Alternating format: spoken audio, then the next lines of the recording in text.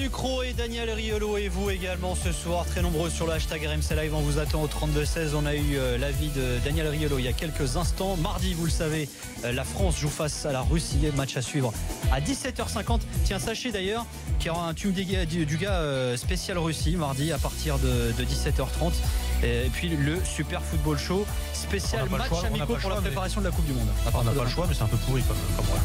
17h50. Oh ouais. Ah ouais, horaire russe, va falloir s'y mettre pendant le mondial. Horaire russe, ouais, pendant le mondial on pourra. Horaire russe. Et on passe à la vie tranchée de Pierre Ducrot avec un jingle ou pas? Bien sûr, bah vas-y. Pour les gars de la génération Pierre Ducrot, ça sent la banquette arrière, ça. Ouais, mais enfin moi j'ai pas connu les banquettes en arrière avec Scorpion quoi. Ah, avec quoi alors? Avec d'autres choses. Avec quoi? Je mettais pas de musique. Ça faisait. C'était moi l'artiste. C'était moi. Alors ton avis tranché, Pierre, il concerne un absent justement, parce qu'on parlait des absents il y a quelques instants avec Daniel, et c'est Benjamin Mendy. Ouais, Benjamin Mendy qui bon, on est à peu près tous d'accord vu les carences au poste ou ce qui s'y passe régulièrement en équipe de France aurait dû être sûrement numéro 1 au poste à gauche. Il était là, on le rappelle, il était dans le groupe, il a assisté au match, voilà, il a été. Oui, enfin, il était dans le groupe. Il était avec les joueurs, on va dire. Il était au match. Voilà. Ouais. Il a été ausculté par le médecin de l'équipe de France. Sauf qu'on va pas refaire l'histoire, tout le monde le sait, blessure grave en septembre. Vous allez me dire tout est ok. On est en mars, il est revenu début septembre. Ouais, sauf que blessure septembre. Il est revenu début mars, pardon. Sauf que blessure septembre, longue convalescence, comme tout le temps dans ce genre de blessure. Réathlétisation avec beaucoup d'efforts et beaucoup de travail. Reprise donc début mars. Des séances normales ou presque, parce que quand vous avez été blessé de nombreux mois comme ça très très longtemps, il faut faire énormément d'efforts et travailler sur la fatigue. C'est important, c'est pas juste des mots, c'est une réalité. Pendant cette période de reprise, vous allez un peu dans le rouge, quoi. Vous travaillez énormément et vous allez un peu plus loin que ce que le corps peut encaisser pour revenir et pour réhabituer le corps à faire des efforts. Vous allez rejouer avec la réserve, c'est ce qui va bientôt se passer pour Mendy, normalement. Vous rejouez ensuite avec l'équipe première si tout va bien. C'est logiquement ce qui va se passer pour lui, mais en même temps, quand vous reprenez la compétition pendant que les autres ont des périodes de repos, vous continuez vous à bouffer des séances de renforcement, des séances parfois même de foncier ou en tout cas de fractionner, etc. pour reprendre le rythme au plus vite, et qu'après la période de forme retrouvée avec tous ces efforts et tout ce travail sur la fatigue. Tous les joueurs qui ont eu ce genre de blessure vous le diront, il y a un énorme creux derrière qui est indéniable. Voilà, c'est un passage obligé parce que vous avez fait énormément d'efforts et que le corps à un moment donné a besoin de récupérer, d'être dans un creux pour repartir ensuite. Mais c'est-à-dire, c'est quand tu dis énorme creux, c'est combien de temps à peu près, tu penses? Après ça dépend des individus, mais ça dure plusieurs semaines où tu peux jouer au foot, il y a pas de souci, mais t'es pas au top physiquement. Et en plus pour un joueur comme Mendy qui a besoin de il fait son énergie, voilà, et puis même au niveau de la puissance, etc. C'est un joueur qui joue beaucoup sur son physique. Ces semaines-là de creux, j'ai très très peur parce que là son état de forme, sa reprise, etc. ça va correspondre à la fin de championnat. Moi j'ai très très peur que ce creux, malheureusement pour lui et malheureusement pour l'équipe de France, arrive en pleine Coupe du Monde. Et j'ai presque envie de dire il aura repris, il sera rétabli, il sera opérationnel. Donc on va sûrement rappeler Benjamin Mendy, et tant mieux, parce que c'est un vrai bon joueur au poste. En tout cas, il l'était avant sa blessure. Ouais, mais est-ce que tu crois qu'ils vont prendre la moitié d'un risque? Alors, mais j'ai presque envie de prévenir. S'ils ont déjà appelé Lucas Hernandez, c'est en prévision, parce qu'ils se doutent que ça va pas être jouable. Alors, soit c'est pas jouable du tout et tu le prends pas. C'est peut-être dur pour lui, mais tu juges qu'effectivement, il sera pas capable de faire 5-6 gros matchs, d'être ton numéro 1 au poste en 3-4 semaines, parce qu'il sera dans ce creux-là.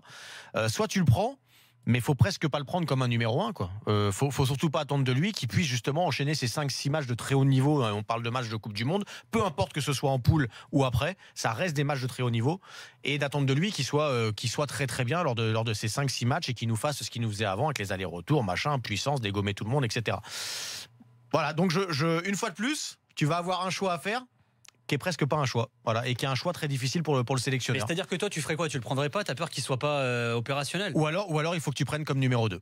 Voilà, mais c'est compliqué parce qu'il va falloir que tu expliques aux gens que tu prends Mendy juste pour faire un match, voire deux peut-être, quand le numéro 1 doit se reposer ou est pas là. Mais qui tu fais passer numéro 1 devant Benjamin Mendy? Oui, c'est compliqué, hein, c'est toute la difficulté de ce choix. Daniel? Je suis d'accord. Non, mais je partage ce point de vue. Ça me paraît un peu compliqué. Depuis le début, on sent que... Je crois même que s'il y avait une solution évidente, on n'en parlerait même pas.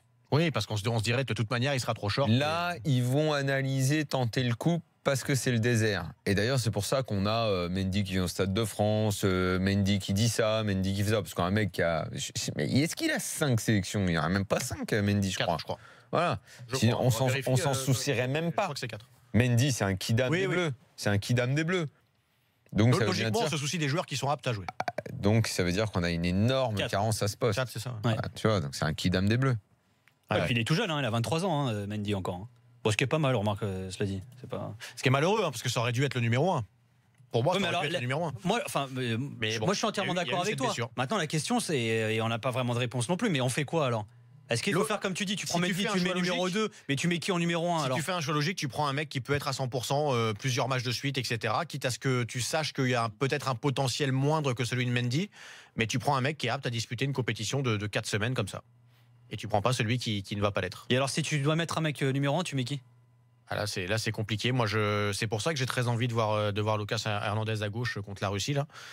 Et de le voir même encore un petit peu après si c'était possible. Mais voilà, peut-être du côté de l'Espagne où il va y jouer très certainement la fin de saison. Alors, partons du postulat. C'est compliqué, hein, c'est compliqué ce poste. Du postulat. Et le poste à droite et à gauche, c'est compliqué. Ouais, partons du postulat pour X raisons, alors qu'il soit pas prêt, qu'il se reblesse, qu'il soit pas vraiment remis, que Mendy aille pas au mondial. Tu mets qui en numéro 1, toi, Daniel? Au poste de latéral gauche? Là, c'est impossible à dire. On n'a jamais vu Hernandez. C'est pour ça que j'ai envie qu'il y ait une bonne surprise. Moi, je pense que mardi, on va le voir. Mardi, on va le voir. Et en Espagne, il va finir la saison à gauche, donc logiquement.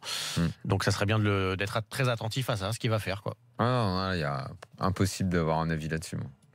Après, je suis d'accord avec Aurélien tout à l'heure. Lucas Digne a fait son match contre la Colombie, je trouve. Mais sur la période où ça allait bien, je l'ai trouvé pas mal. Après, comme les autres, il a pris l'eau. Il a pris l'eau, mais j'ai envie de te dire, dans les intentions, c'était mieux que certains, je trouve. Mais bon, voilà, c'est pas effectivement le titulaire où tu te dis ça va être lui et personne d'autre, quoi. Et on attend vos avis en tout cas au 32-16 sur l'avis tranché de Pierre qui nous laisse sans voix finalement. On va voir ce qu'en pense François, supporter de l'équipe de France, qui nous a appelé au 32-16. Salut François. Oui, bonsoir. Bonsoir François. Tu vas bien François? Très bien, il y a tellement de choses à dire. Alors attends, bouge pas parce qu'il faut que je fasse de l'humain, comme dit Daniel. T'as fait quoi aujourd'hui? T'as profité du soleil ou pas? Dans le sud, bien sûr. Alors qu'est-ce que t'as fait? Lui, il en profite tout le temps. À Montpellier. Ouais. Quoi, barbecue, tu vois? Non, mais trop tôt. C'est pas encore trop tôt, pardon, trop tôt. Encore un peu trop tôt, ouais. C'est avril. Je m'en fous, tu vois, je vais faire du vin et après je pars. En ce moment, tu fais quoi? Tu prends le café le matin un peu sur la terrasse, quoi? C'est exactement ça. Ouais, on voit les mecs qui ont vécu. Tu fais pas de barbecue au mois de mars? Non, pas quand tu peux en faire pendant 6 mois de l'année après. Nous, on en fait au mois de mars quand il y a un rayon de soleil dans le jardin. Parce qu'on sait que derrière, on n'est pas sûr d'en faire. Si tu t'y mets trop tôt, après, tu peux pas galvauder. Ça casse le délire du barbecue. Ah oui, tu peux pas commencer. Il y a chaque chose en son temps. C'est vrai. Chaque chose en son temps. Alors vas-y François, l'avis tranché de Pierre donc, qui concernait Benjamin Mendy, t'en penses quoi toi? Moi, je pense pas que c'est sérieux de faire jouer un joueur qui aura fait 0 minute sur cette saison et le prendre sous prétexte que c'est forcément le futur numéro 1 à ce poste. C'est pas sérieux de réfléchir sur ce Mendy si Guardiola le fait pas jouer. Il va rejouer un peu, je pense, François. Il va pouvoir rejouer un peu.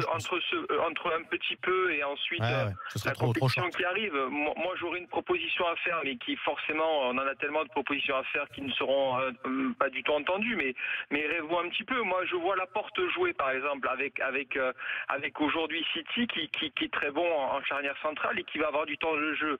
Pourquoi pas l'associer à Varane? Non, mais pourquoi pas l'associer à Varane dans l'axe et décaler un joueur ô combien intelligent qui est Umtiti, qui saura très très bien faire l'affaire. Et auquel cas, on a une défense solide.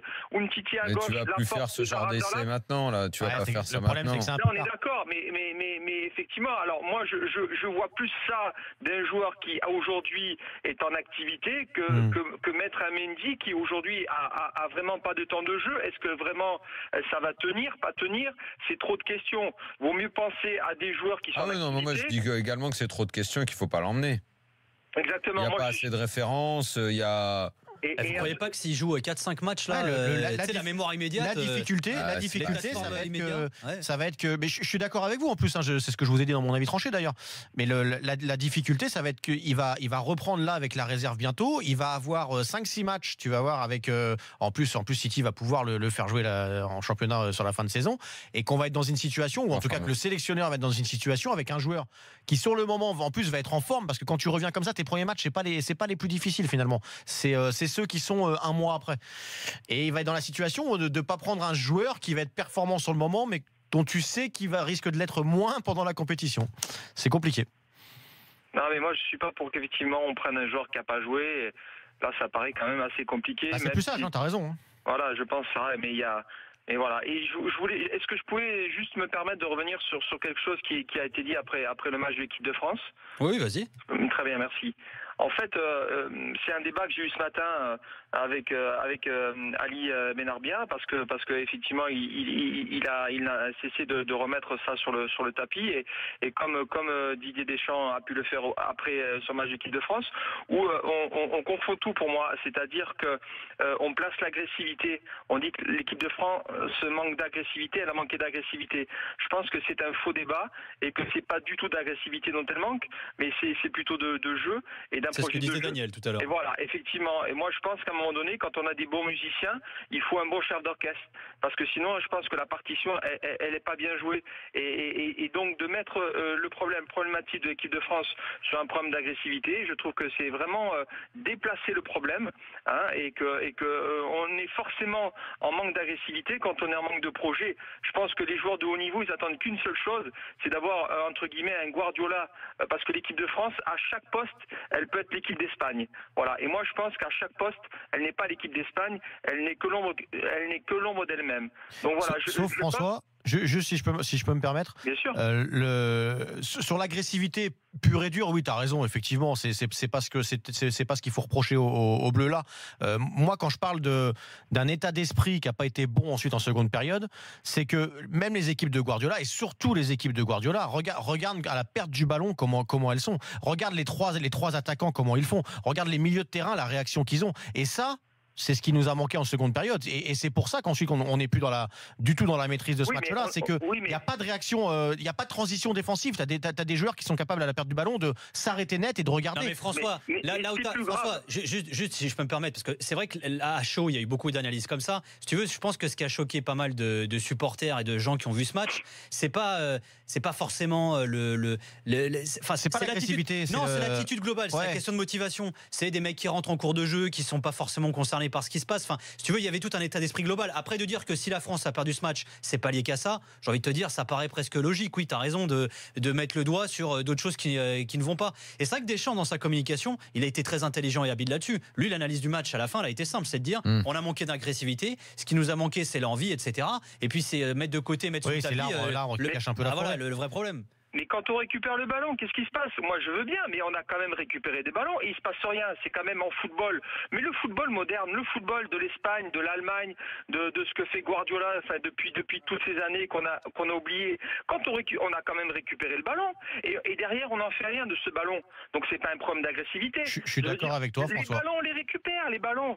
Mais derrière, il se passe rien. Enfin, c'est ça qu'il faut dire au grand public, aux gens qui écoutent RMC. Heureusement qu'il y a l'after. Franchement, pour nous entraîneurs, moi je suis un petit entraîneur, mais heureusement qu'il y a l'after, parce que sinon c'est une purge quoi. Et François, sur RMC, c'est une purge. Heureusement qu'il y a Daniel, tout ça, pour un petit peu élever le débat, mais c'est une catastrophe. Et François, qu'est-ce que tu demandes, ou plutôt la différence pour toi entre la première demi-heure qui est très bonne et le reste qui est moins bon? Moi je suis désolé, Daniel va me dire, pour moi c'est par défaut ce qui s'est passé.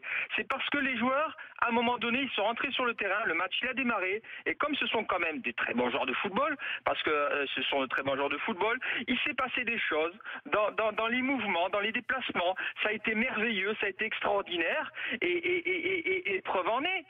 Pourquoi, comme ça, au bout de 25 minutes, on a pris le but, il ne s'est plus rien passé? Parce qu'il n'y a pas de projet. Donc forcément, ça s'est effiolé au fur et à mesure du temps. Et puis la Colombie, qui est quand même pas uniquement manchotte, elle a récupéré un petit peu le ballon, elle a repris le jeu un petit peu à son compte. Elle a fait une petite modif tactique. Et voilà, exactement. Et puis derrière, on n'a plus su rien faire parce que l'équipe de France, on n'a pas su s'adapter à ça. On n'a pas. Ne sait rien faire. Sauf François, en tant que coach, tu vas le savoir. Sauf que les ballons que tu récupères dans la première demi-heure, tu récupères avec un bloc qui est très compact, et donc tu peux ensuite proposer quelque chose en étant proches les uns des autres, lancer le deuxième but. On est le parfait exemple. Non, mais dès qu'il y a une réaction de l'adversaire, pour eux, c'est fini. Voilà ça, mais en seconde période, on va se limiter à la seconde période, même si c'est un peu plus long que ça, le moment où les Bleus n'y sont pas. T'as une distance entre les lignes qui est énorme parce qu'il y en a qui reviennent plus. T'as une défense du coup qui est beaucoup trop basse par rapport au milieu de terrain. On y va, et les que gars. Du coup, tu ressors pas du tout les ballons. Je suis d'accord, comme il le faudrait, parce que t'as un manque de cohésion collective. Et ça, c'est lié à une Arrête, les gars, faut qu'on y aille, vraiment. Il y a pub là. Ouais. Pub. On n'a pas le droit de dire pub à l'antenne, tu sais. On remercie François qui nous a appelé au 32. Attends, je vais t'envoyer le pavé que nous a envoyé Cyril Méjeanne sur les éléments de langage à respecter en radio. C'est très important et c'est très instructif. Ah oui, tu veux dire que c'est le mot qui va pas? Explique-moi avec intelligence pourquoi on n'a plus le droit de dire. Un peu de réclame. Écoute, moi, alors je vais te l'expliquer dans quelques instants. On se retrouve. Et pendant ce temps-là, moi, je vais expliquer un truc. À tout de suite pour la suite de l'after avec Daniel Riolo et Pierre Ducrot.